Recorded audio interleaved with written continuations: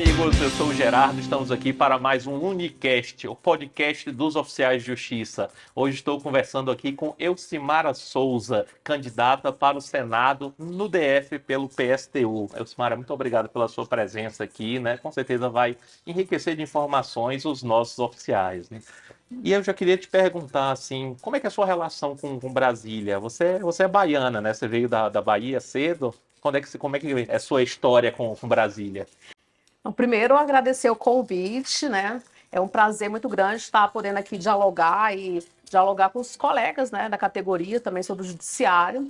Sou servidora do TJ-DFT, então é um prazer muito grande estar dialogando aqui, né, com os colegas. E aí, então, agradeço o convite, viu, Gerardo?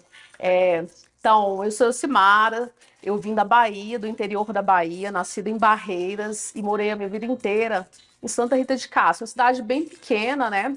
Morei lá até a adolescência, o início da juventude, e depois eu vim para Brasília para estudar. Aquela rota típica, né, de vários nordestinos que é vir para Brasília para tentar uma vida melhor aqui. Então eu vim nessa perspectiva para poder estudar e tentar ter uma vida melhor aqui no DF.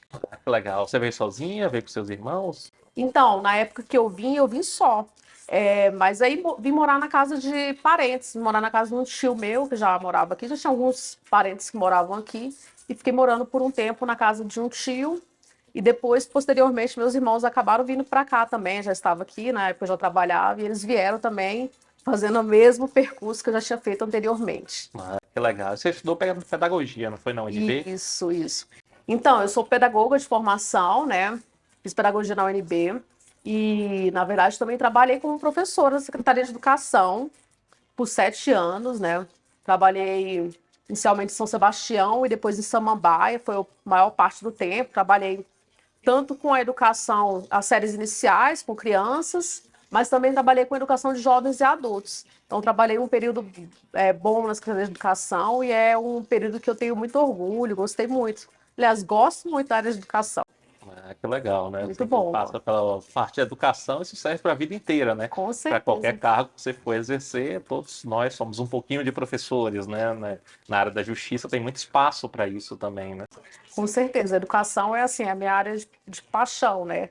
É, e é um lugar de muito aprendizado, né? Porque, na verdade, para além de você estar atuando como educador, você também aprende muito, né? E é uma pluralidade muito grande ali com as pessoas, os alunos com que você tem contato, né?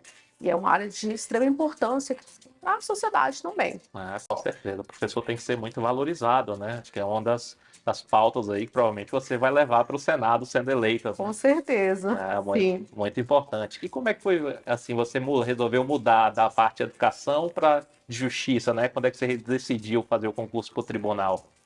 Então, como uma daquelas que também vem para cá, né, para tentar a vida, e aqui em Brasília a gente tem muito essa cultura, né, do concurso público, né? Então eu continuei o processo de estudar para outros concursos, e aí acabei passando no do judiciário. Na época eu estudava até mais, vinha numa linha de estudar e passar em outros, mas acabou que depois me envolvi com a questão sindical e isso acabou ficando meio que de lado. Mas aí, nessa linha de fazer os concursos, passei no judiciário e, na época, avaliei que era melhor por alguns elementos que eu tinha estabelecido naquele momento para minha vida pessoal, alguns outros elementos para além de salário, mas plano de saúde, por exemplo. E aí acabei optando em vir para o judiciário por conta dessa questão mais pessoal, Você é do TJFT desde 2009, não é isso? desde 2009. Olha que maravilha, é uma experiência boa, né? Comecei a trabalhar em Braslândia, já trabalhei lá em Braslândia, que era Tribunal do Júri, aí depois vim para Ceilândia, que é onde estou até hoje, e atualmente trabalho no Justiça Comunitária, que é um projeto bem bacana do Tribunal de Justiça. Legal, bom, para quem tem essa visão social, dá para ajudar muita gente pela justiça comunitária. Muito, muito bom, né? E durante esse período todo, e aí foi até onde eu te conheci há anos atrás, né, vendo, né, toda essa sua luta em defesa dos servidores, você foi coordenadora de algumas entidades sindicais, né? O primeiro foi o Sindijus? Sim, então, eu fui coordenadora do Sindijus por um período, foi o primeiro, sim, foi período de 2015 até 2017, mais ou menos. uma entidade muito grande. Foi o período, inclusive, em que nós estivemos à frente de uma grande greve, né? O Gerardo participou dessa greve também ativamente, os oficiais de justiça também se envolveram muito nessa greve, assim, foi uma greve que envolveu os servidores também do Brasil inteiro, então a gente fez uma mobilização muito grande e a gente estava lá à frente, né? Era um grupo do qual eu fazia parte, e a gente estava à frente do sindicato e a gente conseguiu ali fazer aquilo que a gente mais considera como mais importante, né? Que é colocar a categoria em movimento para as lutas, né? Em prol de melhorias, né? Das condições de trabalho e melhorias salariais também. Então, eu estive no Sindijus inicialmente e logo depois entrei na FENAJUF, que é a Federação do Judiciário e MPU, e também estou até hoje na CSP com Lutas, que é a Central Sindical e Popular com Lutas. Sou dirigente aqui no DF. Estou licenciada, mas sou diretora também lá. E só mais uma coisa também, tem uma atuação no movimento Mulheres em Luta, né? Que é um movimento que faz uma discussão sobre a questão do machismo e luta por uma sociedade livre de toda forma de opressão e exploração. Ah, que legal, né? Parabéns aí pela toda essa atuação, né? Você sempre trabalhou muito e até é uma característica sua de atuar nos bastidores, né? Às vezes nem precisa sair na foto, né? Mas sempre está trabalhando ali, fazendo muita coisa importante pela categoria e pelos trabalhadores, né? De uma forma geral, né? É isso que você está falando, é muito importante, Gerardo, porque, na verdade, a gente tem essa atuação mesmo no sentido de que o objetivo né, das entidades sindicais é colocar as suas categorias em movimento, né? Então, não adianta a gente achar que, por exemplo, eu Cimara, vou, né, ser a salvadora, vou fazer, vou acontecer por A e por B, né? Porque eu individualmente eu não faço nada, né? Quem faz é a categoria em movimento, é a classe em movimento, é que faz, que conquista, né, as melhorias para, né, para a sua categoria. Então, essa questão de, né, estar nos bastidores é nessa perspectiva, e eu tenho orgulho disso, né, de que eu não preciso estar querendo me autoafirmar, porque é a categoria da qual eu participo, é a classe trabalhadora que tem que estar em movimento para lutar. Eu acho que individualmente não tem salvador da pátria, ninguém faz algo de forma individual para ninguém. Isso é bem interessante. Sempre gostei dessa sua visão, assim, do protagonismo é o coletivo, né? É o coletivo. É só por meio do coletivo que é possível galgar mudanças substanciais, né? Não é nenhum salvador da pátria, né? Não é uma pessoa, nem 10, nem 100 que vão mudar a história de uma categoria, né?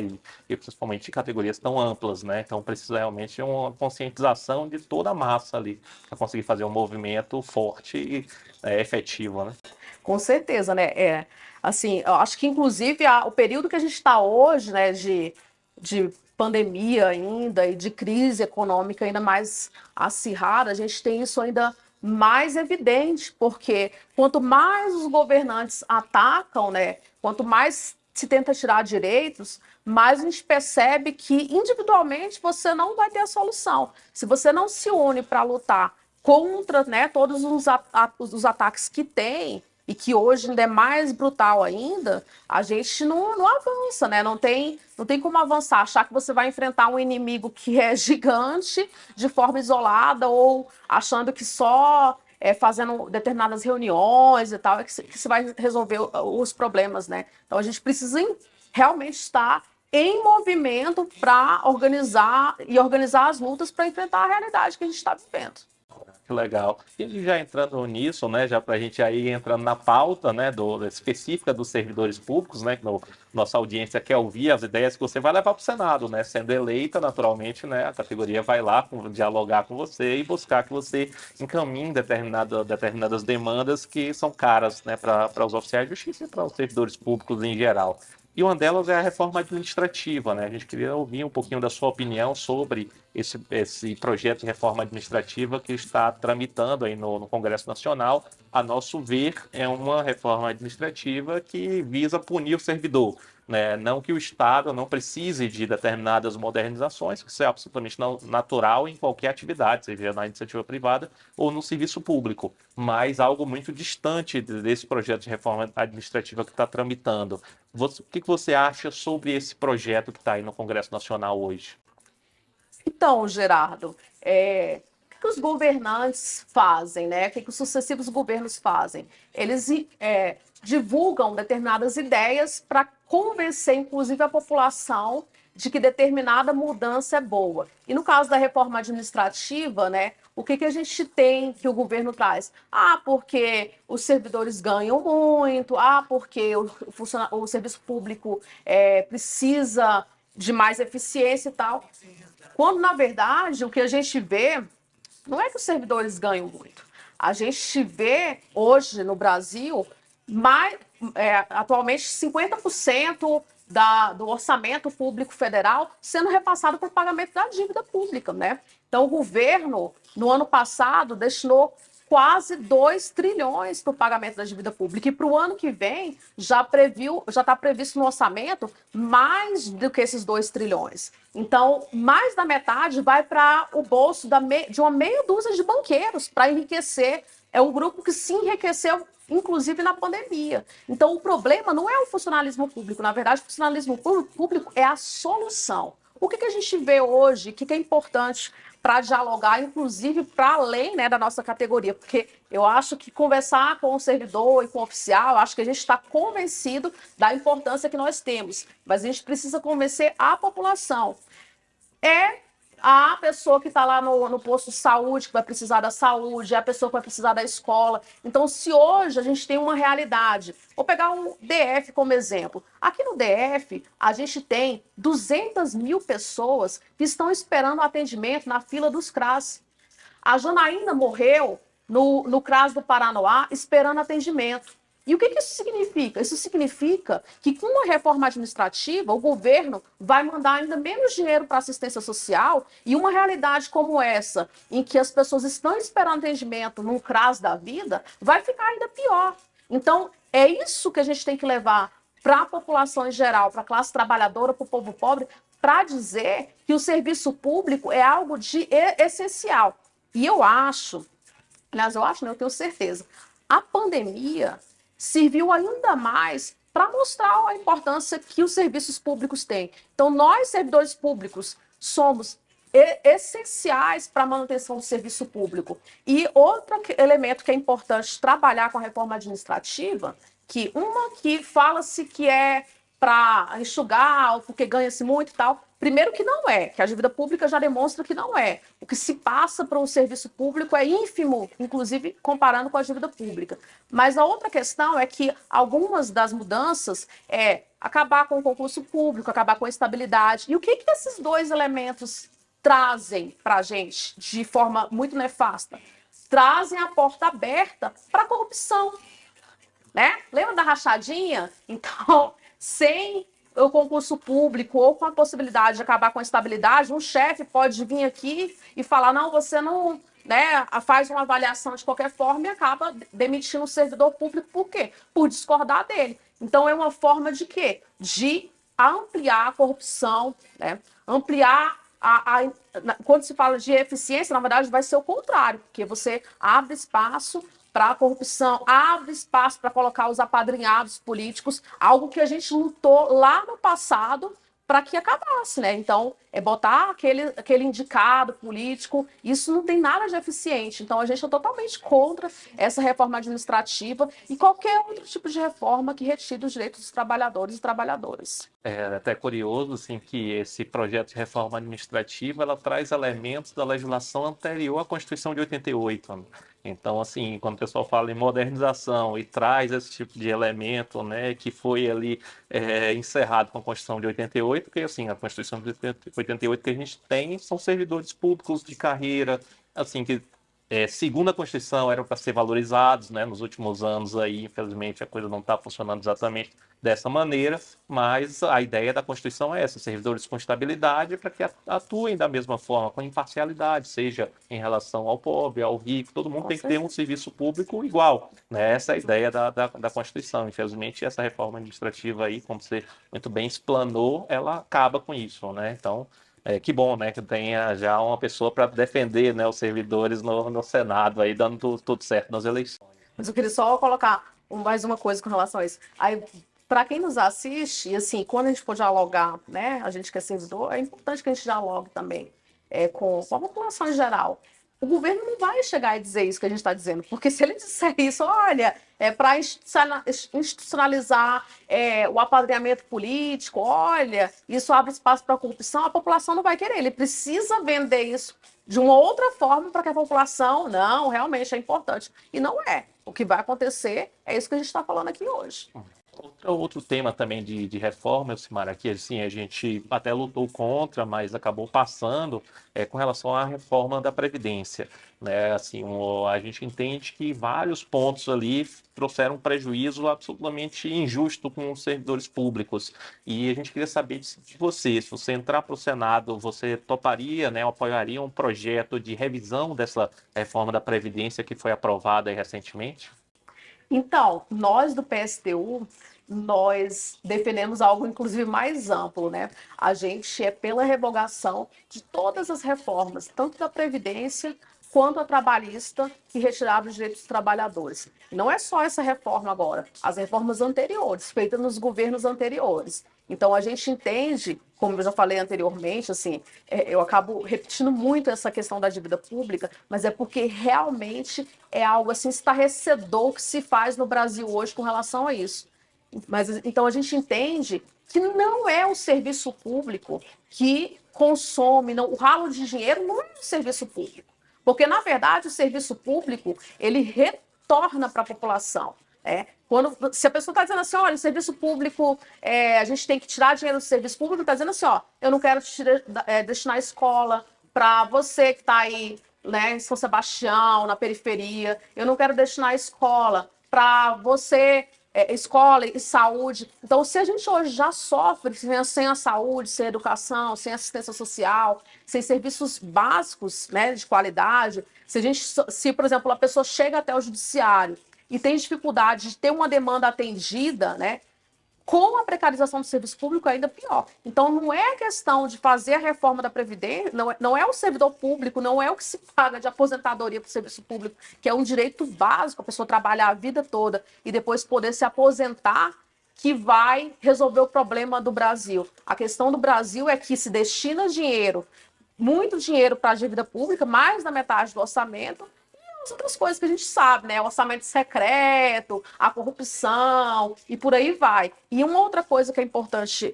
pontuar com relação à reforma da Previdência e as demais reformas, a administrativa, inclusive, é um exemplo, é que assim, vai acabar com os privilégios. Não é isso que acontece. Atinge os servidores que ganham menos e a alta cúpula continua ganhando a mesma coisa. O presidente da República tem super salário, os ministros de Estado têm super salários. Isso nunca é atingido. Então, que justeza é essa? Não tem justeza. Então, a gente defende a revogação de todas as reformas que atacam os direitos da classe trabalhadora. É interessante, você tocou no ponto, né, falou algumas vezes dos juros, né, e do pagamento da dívida, é que a PEC do limite dos gastos foi só em relação a gastos sociais, né, mas assim, para a dívida nunca tem limite, né. É um negócio assim que precisa ser, alguns dogmas precisam ser repensados, né? Ainda que, claro, tenha toda uma discussão sobre isso, sobre o risco país, mas essa discussão tem que ser enfrentada, né? Então, qual é o momento em que isso vai precisar ser feito? Porque não pode simplesmente conduzir o país colocando em risco os direitos fundamentais da população, né? Então, essa pauta com certeza é relevantíssima.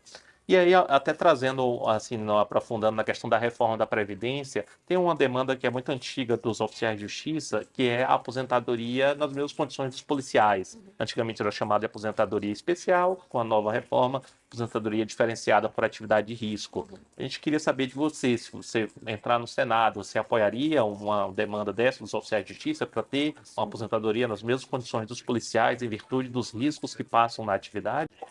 Então, a gente entende que esse é um direito básico, né? Assim,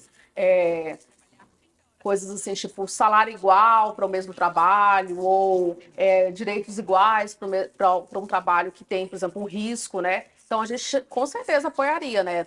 Assim como tem, não só policiais, né, que você citou, mas os professores também, por uma realidade, né, da forma como vive, o quão é desgastante a carreira. Então, é óbvio que se o trabalho é um trabalho de uma determinada forma específica que gera um desgaste ou um risco, há uma necessidade de se ter alguns direitos em razão dessa diferenciação no trabalho. Com certeza, sim, apoiaríamos.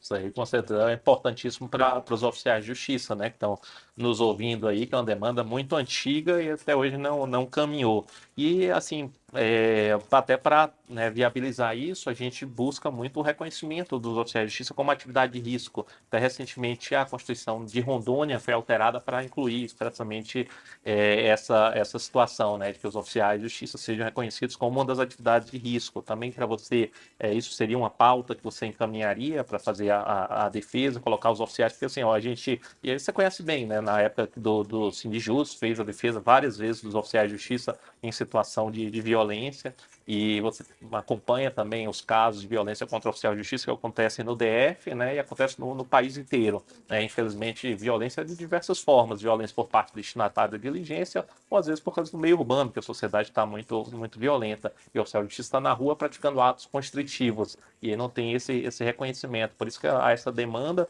com todos os seus consectários legais, né? Então também seria uma pauta que você apoiaria o reconhecimento dos oficiais como atividade de risco? Isso eu acho que até assim é básico, né? Porque na verdade é uma atividade de risco, né? Sim. Porque acho que os próprios números demonstram isso, assim, casos de oficial que morrem em diligência, casos de oficial que que sofre algum tipo de violência, né? Aqui no DF mesmo já teve casos, né? Então, assim, eu acho que isso é totalmente algo que deve ser defendido, né? Porque na prática é isso que acontece. É uma atividade de risco pela característica do que, né, se coloca, né? A gente até conversava um pouco aqui antes, né? Essa questão, por exemplo, quando você está em lugares que ainda tem mais conflito, a situação ainda é pior, né? Imagina um oficial de justiça indo intimar algum agricultor, algum cara que é madeireiro que está ali derrubando áreas e tal, né? Então, assim, é uma atividade de risco, sim, isso aí é. Processo de trabalho escravo, né? Pois Por é, exemplo, né? pois é, com certeza, né? São muitas situações no Brasil todo, né? Eu imagino, inclusive, a tensão, né? Que deve Ah, ser cumprir uma diligência tipo essa, né? Assim, eu confesso que eu, individualmente, assim, é algo que eu ficaria meio preocupada com a minha vida. infelizmente, assim, a categoria, o formato do trabalho não evoluiu nos últimos anos, né? Até uma pauta da gente é aumentar a segurança dos oficiais de justiça, né? Que a polícia foi, assim, adquirindo equipamentos, adotando uma sistemática de trabalho, assim, pelo menos trabalho em dupla, né? Já com muitas informações. E no caso dos oficiais de justiça, infelizmente, o trabalho ainda é ir com a caneta e com papel para ir na casa de pessoas que cometeram, às vezes, crimes ou estão cometendo ainda crimes graves.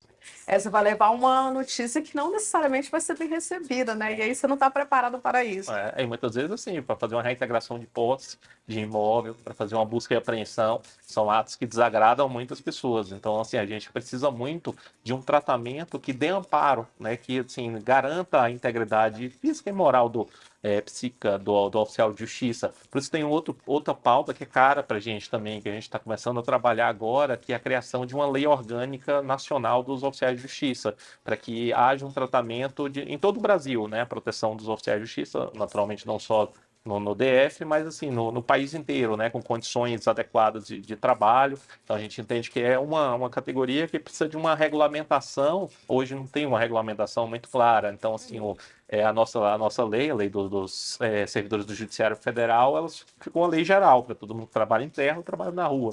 Mas a gente entende que precisa de uma lei específica exatamente para tratar desse tipo de situação, né? Como a questão da atividade de risco, como é que vai ser feito o formato de trabalho. Você também encaminharia uma pauta dessa, de a criação de uma lei orgânica para prever determinados direitos para os oficiais? Então, Gerardo, eu assim não tenho conhecimento desse debate, né? Mas o que eu penso assim de forma geral, tentando aqui, né, abordar um pouco, o que eu percebo, né, dos oficiais de justiça é que existe uma discrepância, né? O Brasil é enorme, né? Então, assim, a gente vê, às vezes, no tribunal, sei lá no norte, aconteceu uma situação de um jeito e outra de outro. Então, assim, eu entendo que se é algo no sentido de, né, criar regras para estabelecer um atendimento igualitário, evitar, inclusive, que haja algum abuso, né? A gente vê várias situações de oficiais desviados de função, né? O que tem acontecido muito, essa questão das reestruturações que tem ocorrido no judiciário, tem reduzido a quantidade de servidores, e aí, inclusive, colocando os oficiais de justiça para trabalhar fora da sua função. Isso é um absurdo. Então, se há algo nesse sentido de criar uma padronização, de regulamentar direitos e de organizar, de trazer, né, essa organização, com certeza tem que se defender, né? E que é isso, né, para criar essa até para evitar isso, essa disparidade, né? Um oficial em tal lugar, né, né, tá numa determinada situação e se respeita, e evitar, inclusive, as arbitrariedades, né? A gente que é do judiciário, a gente sabe que tem muito isso, a questão do assédio moral, né, às vezes até assédio sexual. Então, eu acho que, do ponto de vista da proteção e de criar isso, né, outras categorias têm, né, alguns regulamentos a nível nacional. Acredito que, né, nessa linha, assim, acho que sim, a gente precisa discutir. Não conheço, assim, em cerne, assim, qual é todo, né, confesso que eu nunca tinha ouvido falar nessa pauta ainda, mas nessa linha, com certeza. E você tocou num ponto bem, bem importante para a gente, né? Você fez uma abordagem sobre várias situações que ocorrem hoje no judiciário de maneira arbitrária, né? A gente está com vários casos de assédio sexual, assédio moral no país inteiro. Então, assim, a gente entende que o judiciário também precisa passar por um processo de democratização. Infelizmente, o nosso judiciário ficou com um modelo de gestão parado no tempo, né? E aí os servidores que ocupam 90% do poder judiciário hoje quase que não têm voz. Para citar um exemplo, os servidores não podem nem votar no presidente do seu tribunal, que é a pessoa que vai gerir a vida do próprio servidor, né? Então, assim, eu queria saber se para você essa é uma pauta também a ser encaminhada, né, sendo eleita para o Senado, a democratização do judiciário. Essa pauta ela é cara para a gente que é servidor, inclusive. Acho que para além da Elcimara, candidata, né, para além do PSTU, eu acho que é uma pauta que deve ser cara para o servidor público, né? É um absurdo isso que acontece, porque, por exemplo, né, se a gente pegar vindo da educação, então, aqui no DF, o direito a eleger diretores nas escolas foi um direito conquistado há bastante tempo, né? Então, se elege, né? Temos críticas, inclusive, ao modelo e tal, mas existe um modelo onde a comunidade pode eleger os diretores. Se a gente pega uma universidade, mesma coisa, né? Os reitores são eleitos pela comunidade acadêmica, né?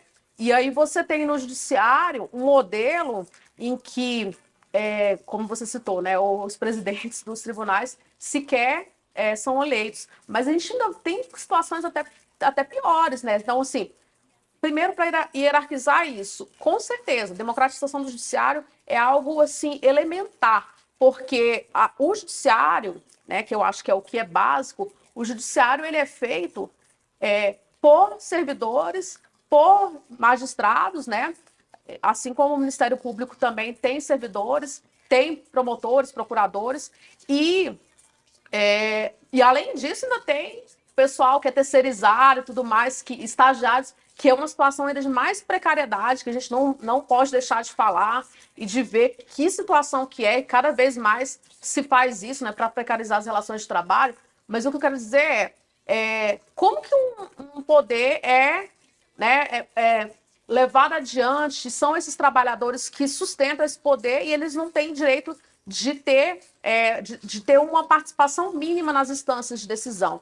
E aí, o que eu queria dizer ao final, que é pior do que isso, recentemente, a gente, né, a FENAJUF, né, e é algo que se perdura até hoje, a gente tem problema para receber as entidades sindicais para conversar e para dialogar. Isso é um absurdo. Então, a gente defende a democratização ampla, inclusive para se ter assento nos conselhos, para se eleger presidente, como você falou, para que as entidades representativas dos servidores públicos possam ter assento e possam participar das instâncias de discussão. Porque como que a gente leva adiante e organiza todo um poder, né, em que, inclusive, tem essa coisa de, né, o poder judiciário, que tem a obrigação de levar a justiça para a população, sendo que internamente a gente não tem esse equilíbrio na organização e na participação efetiva dos servidores, que é uma parte expressiva do poder judiciário. Então, com certeza, isso é uma pauta que deve ser defendida, inclusive, por nós, servidores. Acredito que sim, assim, o que a gente vê, assim, são presidentes que às vezes nem visitam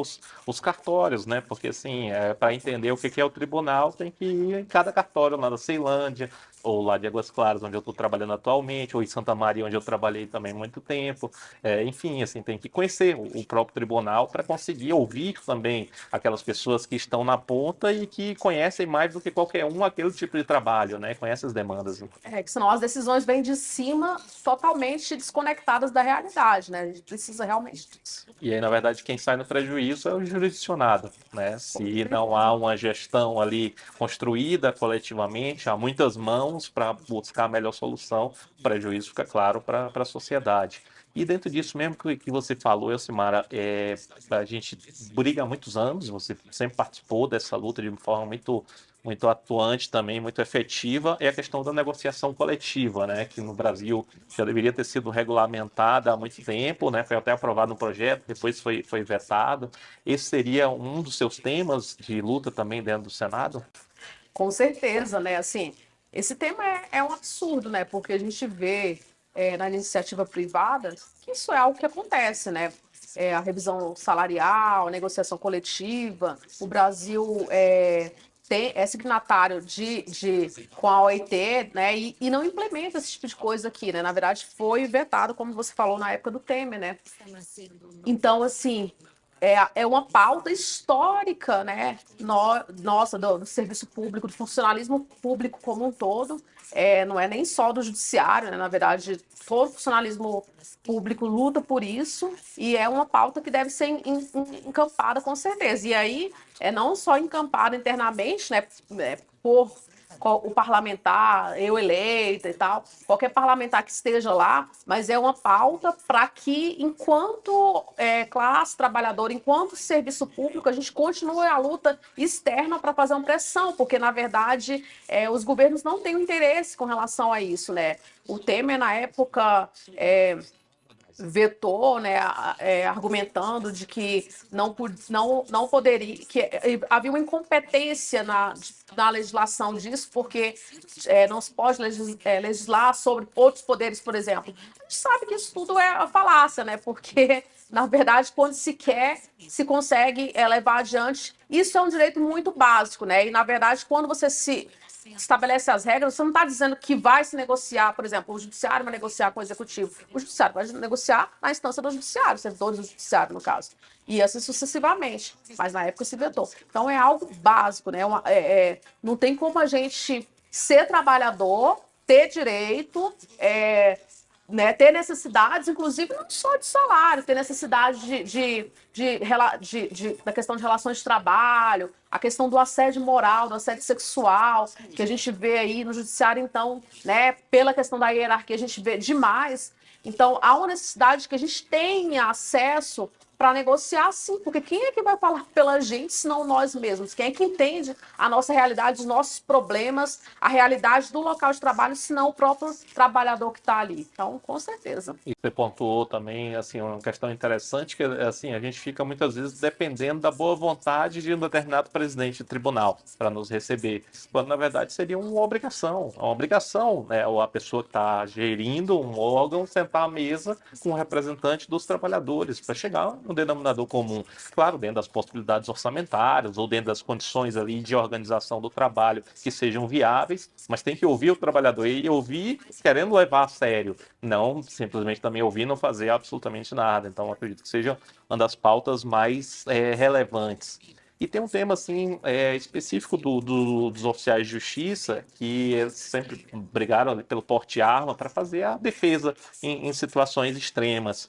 E a gente conversando, até achei curioso, né? Que normalmente os partidos de esquerda eles manifestam uma posição contrária ao porte de arma, né? Mas no caso do PSTU isso é diferente, não é isso? Então, na verdade, assim, nós do PSTU temos uma visão muito mais ampla disso, né? De que o que acontece? Na sociedade que a gente vive, o Estado se arma, os milicianos se armam, os donos de bancos estão armados e a população está desarmada. Então, assim, quando a gente fala isso, o pessoal assusta, né? Mas, assim, isso é muito palpável quando a gente vai, por exemplo, em território quilombola, quando a gente vai em território indígena. Agora mesmo, recente, a gente teve gente morrendo, companheiros nossos morrendo no Maranhão, né?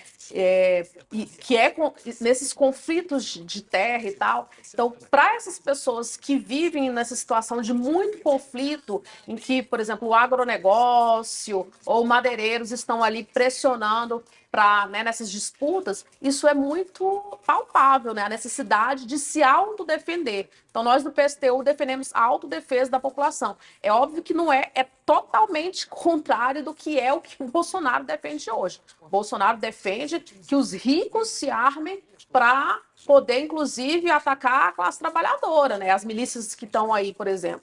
Nós não, nós defendemos que a classe trabalhadora, o pessoal que está lá no morro, que a polícia chega matando, que ela possa se defender também. Mas, vindo especificamente para a pauta dos oficiais, isso aí é mais tranquilo ainda, é muito básico, né? Porque, assim, o policial está numa situação de risco. E está como? Está preparado, assim, né? E quando não está, inclusive luta para que se melhore as condições. Mas está preparado.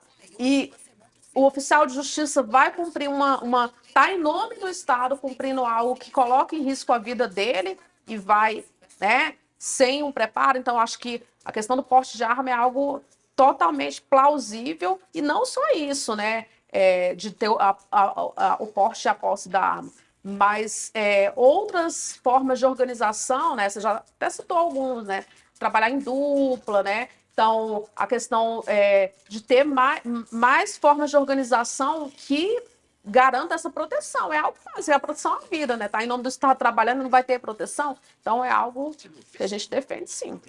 Que bom. Simara, queria te agradecer muito pela sua presença aqui no nosso podcast. Foi um bate-papo muito legal. Tenho certeza que enriqueceu, né, os nossos colegas aí de novas informações. Simara é nossa colega no TJDFT. Tem um longo histórico de atuação em defesa da classe trabalhadora, né? Não só defesas, né, dos oficiais de justiça, defesas dos demais servidores do judiciário, de todos os servidores e da classe trabalhadora como uma forma de maneira geral, né? Ela sempre busca a construção de uma sociedade mais justa. Muito obrigado, Elcimara. Você é uma simpatia, né? Agradeço muito por ter, assim, dado essa oportunidade para esclarecer esses pontos para os nossos ouvintes. Eu é que agradeço e mais uma vez agradecer quem vai assistir, né, isso aqui, de que possa inclusive estar replicando para outras pessoas, né? Uma coisa que nesse momento final que eu gostaria de falar é que nós do PSTU, nós somos um partido construído pela própria militância, né? Então a gente, né, o Gerardo já deve ter visto, vendo no jornalzinho do PSTU por aí e tal. Então a gente se mantém sem nenhum dinheiro de empresários. A gente se orgulha muito de dizer que a gente é um partido totalmente independente.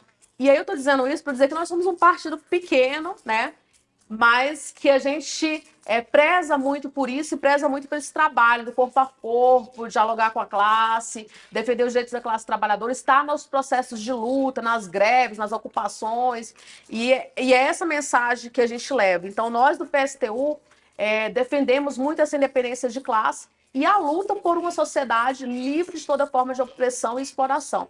E aí, ao colega que nos assiste, ou ao familiar, ou a quem, né, for ver nesse vídeo, a gente pede aí para conhecer o PSTU, conhecer nossas redes sociais. A gente tem página no Facebook, Instagram, eu também tenho página, Elcimara, _16. E aí, se vocês puderem estar olhando, divulgando, conhecendo, eu acho que é preciso conhecer, né? Porque, às vezes, né, tem até essa coisa, né, o momento que a gente vive hoje, aquela coisa pejorativa com a questão de se falar de sociedade mais livre, justa e tal, falar de socialismo, mas a gente precisa defender uma sociedade livre de toda forma de opressão e exploração. Então, conheça o PSTU, se gostar, vote também nas candidaturas do PSTU, na minha, da companheira Vera, que é candidata a presidente, né, junto com a Raquel Tremembé, que é uma indígena, e aqui no DF nós temos o Robson, candidato a governador. Então tem outras possibilidades, outras variantes.